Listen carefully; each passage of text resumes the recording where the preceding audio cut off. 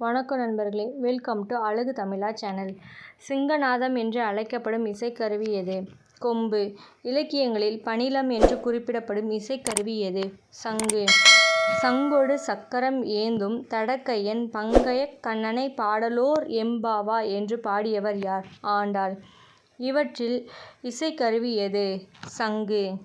பகைவரின் ஆநிரையை கவர செல்லும்போது ஆட்கோற்பறையை முழங்குவார். இந்த கூற்று சரியா தவறா? இந்த கூற்று சரி.